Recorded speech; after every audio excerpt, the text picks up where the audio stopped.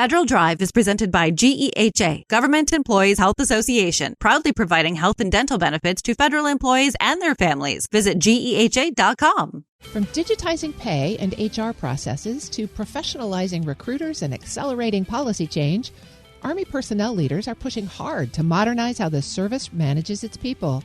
Lieutenant General Brian Eifler, Army G1, and Sergeant Major Smoke Stevens met me at the AUSA conference to discuss how technology and leadership are shaping Army retention, readiness, and the future of the total force.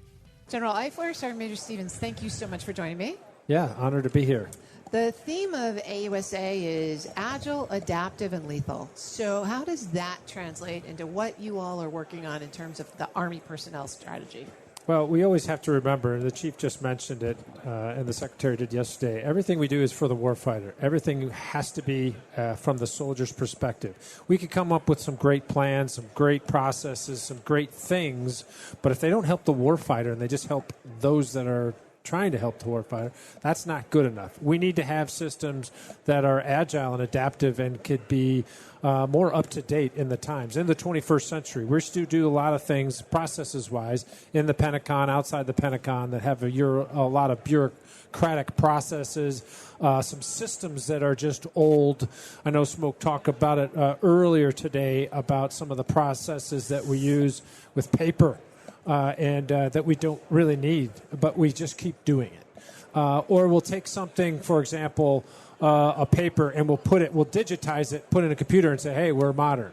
That's not what we need to be doing. We need to do something that takes away all the extra time, extra resources from a soldier and gives it back to them. So everything from coming into the Army, you come in, you input all your data, and you shouldn't have to input it again. Every time we go to a meeting or go to a doctor or something, we're filling out forms again. We shouldn't be doing that. There's no need. It's in the system. One of the big systems, IPSA, everything feeds into that. It feeds into everything. So we're trying to use the technology that's available, that we have, to make it better instead of continuing to do things the old way. Transformation takes a lot of time and effort for a huge organization that we have, all composed. So it takes a little bit more time, and so I get a little impatient with it as the Chief and the Secretary. So as you heard in the last 24 hours, we're trying to push that and make it go faster. And it's really expensive, and it shouldn't be. And we've got to cut that stuff out. And we need to work with companies and contractors that are willing to do the right thing here and not just try to bilk the Army for a capability. And then we need to be able to fix it. You know, whether it's rewriting code or fixing a piece of equipment, it shouldn't be the right to the contractor withhold that. We should be able to do that. We need to, and that's the agility part. We're never going to be satisfied with our administrative system, IPSA. We're not going to finish it and say, okay, we're done. Nothing more to do. We're always changing policies. We're always changing something. So we've got to be able to adjust and tweak it to modern and stay with the program instead of staying something that was, hey, it was good in 2017 and we're still using it in the same way and not adjusting because we can't. So that's a little bit of what it means to me. And a lot of the paperwork, a lot of the processes for boards, how we do boards, you mentioned AI, putting AI into that to not replace people's decisions, but to quell down the masses of files that they're looking at that AI can easily do to deduce, hey, here's the population you really need to be looking at. So that's just a little bit. I don't want to take up all the time because I know Sergeant Major Stevens has got a couple of comments on that. Yeah, so, ma'am, you asked specifically on the strategy, and we just heard the Chief talk about, soldier touch points. And what does that mean when we talk about, new equipment or kit? Specifically in our space, the people space, ensuring that our teammates, whether it's from, the Human Resources Command or from the IPSA team, they're getting out to organizations. They're seeing what's working best when it comes to our, personnel and pay system. And then the same for us. We've gone to Poland, we've gone to Korea. We want to see what's actually working, what's not working. Come back, here to Crystal City, sit down with the IPSA team, with the contractors and say, hey, make these tweaks, because we've seen troopers on the ground, provide something that can make something better for the Army. So you all are dealing with soldiers in their whole life cycle, from recruitment to retirement. Yep. What is happening along that process? I mean, the Army's doing pretty well with recruiting and retention right now. What's driving your success, and how are you going to sustain it? Well, there's a multiple reasons, and you almost have to ask each of the trainees that are come in of why, because everybody has their own personal story, like a fingerprint, and I can't put it down as one thing, but there's a lot of good reasons to serve today, and we're making it very appealing with the options that they can serve.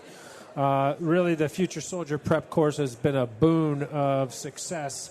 Those folks that maybe have been a little out of shape or didn't test well in the academe, getting a second chance, these people have heart and grit. I equivocated to walk-ons in football. So we get our Division 1A scholarships players, they come in, but FSPC gives us the walk-ons. These are the Rudies out there that just need a shot. And they're probably better than Rudies because they just do more than one play, but they keep going, and they have a heart and a grit that we are tapping into, and they're doing very well. They're doing just as well as the people that didn't go through that. So things like that are giving more opportunities to do things, and then once they get in, other opportunities to move from one specialty to another, both on the officer side and the enlisted, to do the reclass. That's something that we're really opening up earlier on. So you get in the Army like, hey, I didn't really like this MOS, but I like that one. And there's room. We can facilitate that. So those are some of the things along the way that we're doing. Specifically with recruiting, one thing that we did identify that we got right was changing our recruiting workforce. Right. Focusing on talent acquisition, upskilling, the skill set that they had, the training that they went through, sending them out to industry and making them better. That has paid dividends, 10 times fold. And I will say, part of the retention standpoint, I think it really goes back to leadership too.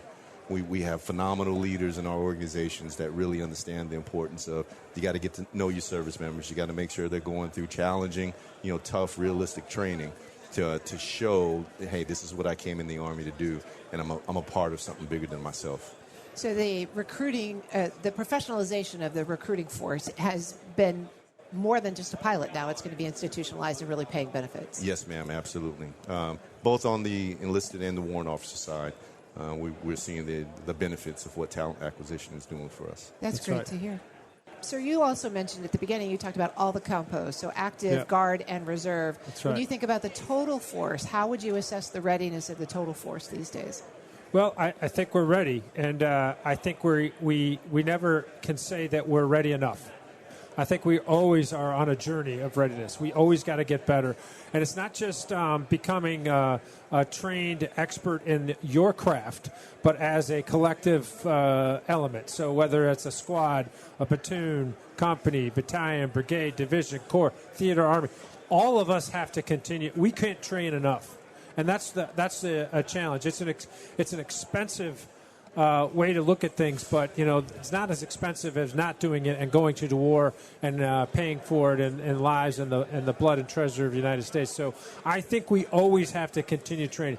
I'm very proud of the units I've been in and how we train and how we pursue doing hard, crucible-like, difficult, challenging training, because that's what combat's going to bring. We have to continue to do that, and we have to keep pushing ourselves. It's very dangerous. It's very hard.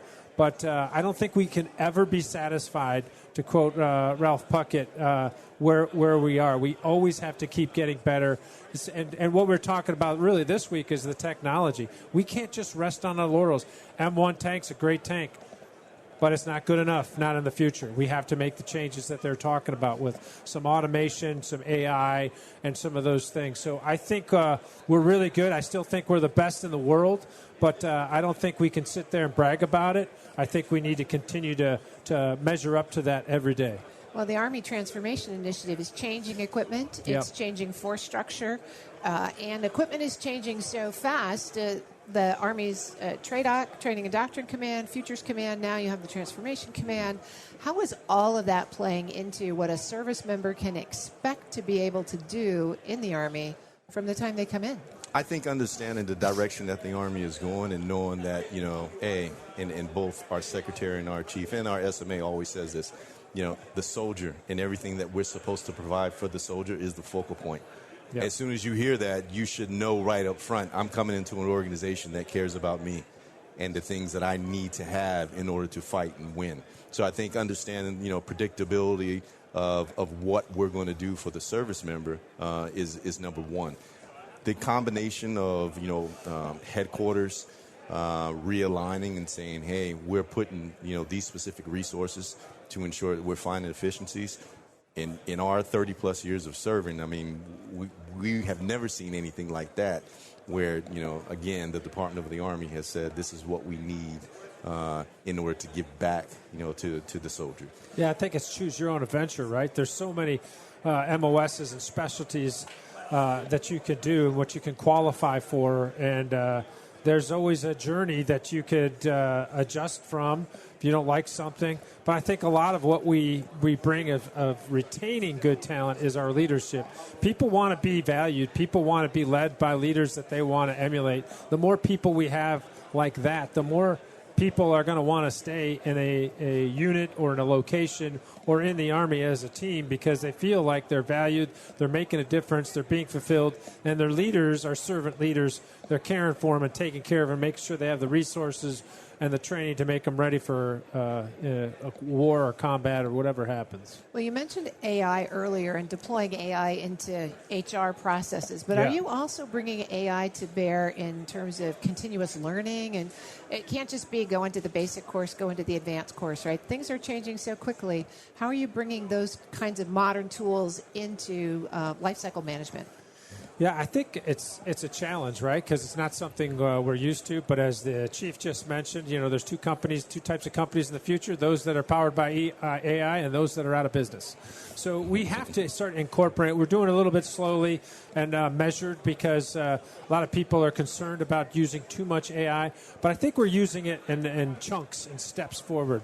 Like I implied with the some of our promotion boards, what you could do instead of spending several weeks on thousands of files and going through every file, you can probably use with much success artificial intelligence and machine learning to get down to a manageable file level so that you can really invest your time as a board member to not get tired, to not get jaded or lazy in your file assessments, but really focus on what you really need to do. And I think things like that are a great example of what we can do that now. We should be doing that. And so we're helping also by bringing in folks, direct commissioning folks that have data scientist backgrounds, coders and stuff like that, because we need to have some in the Army that can say, and we have that in IPSA, for example. We have some of those that just came in and they love doing this. They love fixing and solving Army problems that affect the entire Army. So we need to not only just, like you said, to teach it, but we need to breed it into how we do things and expectations and develop people to come in with that skill set that can help us get to the next level. If I can add, so on the enlisted side with PME, I mean, we started this journey a few years ago, digital job book. Ensuring that, how much time does an actual, human being, an instructor need in order to deliver, a method of training. Right. So, again, we found efficiencies, and we'll continue to lean on, academia and the things that are happening out in the college world to bring into, our professional military education. Yeah, at the scope and scale, we need external help. I mean, we can't do it all ourselves. Well, you've talked about a lot of things that you have on your plate, a lot of initiatives, a lot of changes. What's at the top of your Army G1 wish list? Do you want to go first? At the top. So the speed that we can make policy changes. There are a lot of things that, and I'll use an example. General Eifler will go to a very, senior sync, a whiteboard session. And it's like, okay, this makes sense. Let's make this change. There are layers of things that we have to go through to make those changes. That's tough when we know we want to deliver something, to the field immediately. Obviously, we don't want to get ahead of, anything that has to go through some type of review. But, again, at the top of the list is how do we make policy changes, to the speed that we need it to happen. Yeah, and how do we limit to, who really needs to see it? Yeah. A lot of people like to have their hands on the steering wheel, but we only need one driver. And so when you like he implied, we'll get something, everybody wants to do it, but then everybody will start to touch it. I mean, we don't need everybody to touch it. We just need to coordinate it. And I think there's that needs to be overhauled inside the Pentagon, and that's what we're trying to do. I think that's good. I think one of my challenges is, the Secretary spoke yesterday, is making sure we're holding accountable our industry partners with things, delivering, for example, IPSA, and getting it to the next level faster and less expensive, quite honestly. That is what keeps me up at night, is this is for soldiers. We have the capability and technology, but it's taken a little bit too long. We're going to incorporate pay into IPSA. Mm-hmm. We got to get moving on that, and we've got to change all the other systems that feed into IPSA, as well as those that it feeds into, at the same pace, and make sure it's all connecting. So that's one of my big wish lists. And then also, if I have two wishes, the civilian workforce overhaul. I mean, that's something that we've been looking for, whether it's pay scales, development. The hiring process is archaic. It's not how we should be doing things. Got to be updated, really above us. But those are the two wishes that I would probably wish for. Well, I want to thank you both for sharing your world with us today. General Eifler, Sergeant Major Stevens, thank you both. Thank you, too.